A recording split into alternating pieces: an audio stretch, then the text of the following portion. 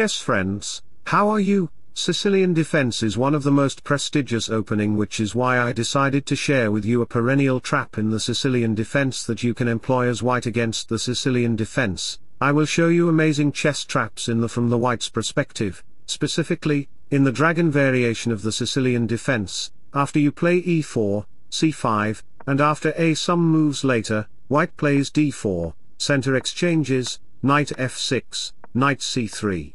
And here comes the dragon variation. After black's move pawn to g6, black will naturally fumetto their bishop on the subsequent move. Anticipating black's move, you play pawn to f4, setting up this clever trap known as the live and fish variation. Although it's been around for a significant period, players continue to fall into this trap repeatedly. Here are the statistics for this opening from the game database.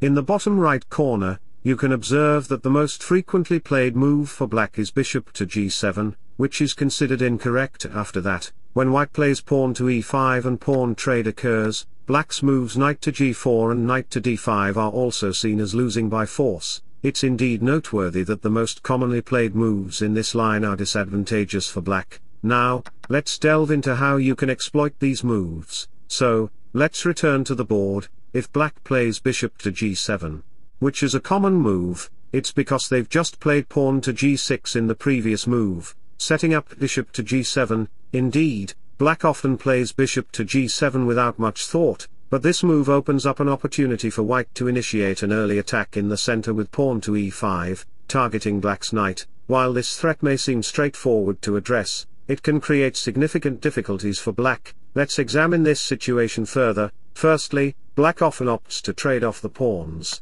Now, black's knight needs to relocate, typically to one of three squares. Let's analyze each of these variations, starting with knight g4, which appears aggressive as it aims to capture the pawn. In response, white plays bishop b5, which might prompt black to realize that something is amiss. Indeed, stopping the check isn't straightforward for black. Knight c6 is unavailable since you control that square twice, allowing you to capture the knight and gain material. If black plays bishop d7, seemingly the most natural move, it leads to a loss because you can exploit the pin and capture the knight without black being able to recapture due to the pin. Given the situation, white is indeed winning the knight for nothing. If black opts for king f8 to save the knight on g4, it seems plausible at first. However, there's another tactical motif that leads to black losing the game. Take a moment to consider how you would play as white in this position.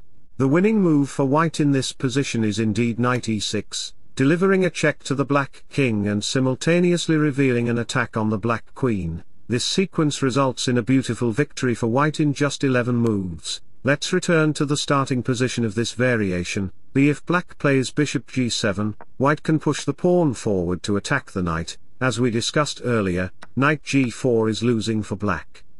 Now, let's consider if black plays knight d5, another seemingly natural move that also leads to a loss. In this case, white can still play bishop e5, causing similar problems for black where bishop d7 is not a viable option. In this scenario, black ends up losing the knight, even though it's in a different position. The reason is that the black queen no longer supports the knight, allowing white to capture it. Thus, playing bishop d7 still doesn't solve black's problems. If they don't play bishop d7, they would need to move their king, which isn't ideal because it exposes the king and limits the rook's movement potential in the corner. And let me share a quote with you. People show their true colors when times get rough, remember that. In this situation, castling not only secures your king but also positions your rook for a potent attack. Your opponents may try to trade knights by capturing your knight on c3, expecting a recapture. However, you can surprise them with the move knight e6, employing a familiar tactical motif we discussed earlier. Once more, this move results in a check and a discovered attack on the black queen. Consequently, you can capture the queen on the subsequent move, leading to a winning position for white. So, instead of capturing with your knight on c3, black might opt to capture your pawn on e5, which seems reasonable. This move captures a pawn and applies pressure on your knights, possibly with the idea of safeguarding the king on g7. In this situation, there's a great way to continue your attack. Start by trading off the knights on the board, then, move your bishop to h6, This move is important because it stops the opponent's king from hiding on the safe square g7, after moving the bishop to h2 and then h6. If the opponent responds by placing their bishop on g7 to protect their king and possibly start trading pieces, there are a few great ways for the white player to end the game. One of these moves is placing the bishop on c4, which is a unique and beautiful move that can lead to victory. The main idea here is to attack the opponent's queen directly and also target a critical square with your bishop and rook, so, black has to respond to this threat, also.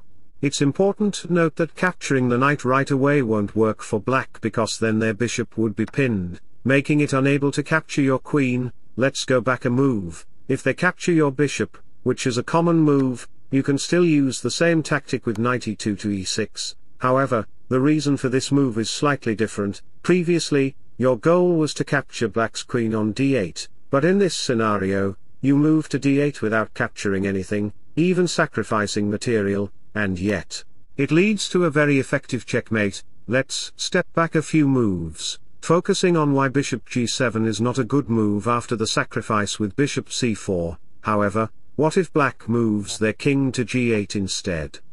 Now, think about this carefully to find the best move for white. Share your answer in the comments below. It's an intriguing situation with several attacking options for white, but we need to find the most powerful one. Feel free to pause and take your time to think about the position. After that, share your thoughts in the comments below before continuing with the video. Now, let's explore another intriguing variation together. In this scenario, white continues with e5 as discussed earlier.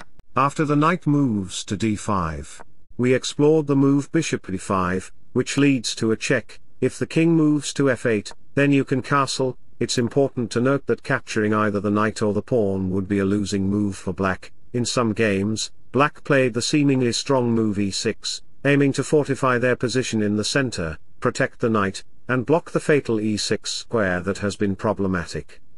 In one game, white played queen f3 to set up a direct checkmate threat. Black responded with queen c7 to defend that square. Then, white played the seemingly mysterious move bishop g5, which may not seem immediately logical. Black continued by developing their knight with knight c6. After black played knight c6 to develop their knight, white unleashed a powerful tactical move, bishop d8. This move was the purpose behind white's earlier move bishop g5.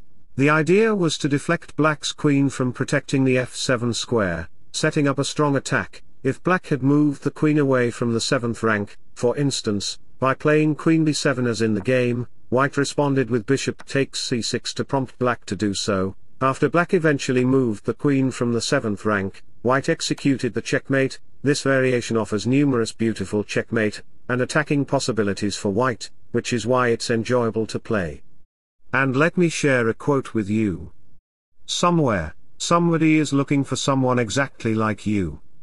If you're enjoying these strategies, make sure to like this video. This way, I'll know to share more similar content with you in the future. Now, let's move on to the final line that we need to analyze. In this scenario, we've seen that moves like knight g4 and knight d5 lead to quick losses for black. The best move, despite looking unfavorable, is knight d7 for black. After this, white can and probably should advance the pawn to e6, attacking both the knight and the critical pawn. In response to this situation, what options does black have? If black chooses to take on e6, it leads to a problematic situation after white's knight moves to e6, exerting significant pressure on black's position. Thus, it's better for black to relocate their knight. For instance, moving the knight back to f6 could be a reasonable move. However, this move allows white to capture on f7, which is advantageous for white. Another intriguing line that I find appealing is playing bishop b5. This move capitalizes on the fact that due to the pawn on e6, black cannot play moves like bishop d7 or knight d7 immediately, forcing them to move their king instead. Following this, if you simply castle, black may find themselves in a position where they have limited options and feel increasingly pressured. Indeed, the position becomes quite tricky for black in this scenario. They can't capture on e6 because it leads to a losing sequence where white recaptures with check and then captures the black queen on the following move. As a result, black's rook is stuck. Their king is restricted, and normal piece development becomes challenging. This situation exacerbates their overall problems, particularly with the king's safety being compromised. If black tries to move your bishop away with a pawn kick, you can just move it back, which doesn't improve black's position much. Your bishop on b3 is actually setting up to capture the pawn on f7 later on. Meanwhile, black remains stuck without many good moves, while you're gearing up to take that pawn and play knight e6, leading to a winning position. It's quite a challenging situation for black in this variation. You might be wondering, why is black in such a bad position? They haven't made any major mistakes yet. You're correct. There is indeed a way for black to escape and turn the game around. However, finding this solution is quite challenging. In practical games, your opponents might play moves like knight g4 or knight d5, but the best move for black is knight d7. After you push the pawn and black moves the knight not to f6, which is a losing move, but to e5, black manages to maintain a solid position. When you trade off the pawn on f7 and play bishop b5, black can safely cover their king without facing further problems. In this case, black is in a good position, and you can continue playing normally by castling and carrying on with the game. What's advantageous about this line is that even if black manages to save the game, white's position remains slightly better due to some weaknesses in black's center. However, the game is still playable, and black can continue to play on. In this video, we've discussed strategies for handling the Sicilian defense, specifically focusing on the dragon variation from the perspective of the white pieces. That was my today's presentation. If you learned and enjoyed my content, then don't forget to like and subscribe to my channel. Wish you all the best. Bye bye, see ya.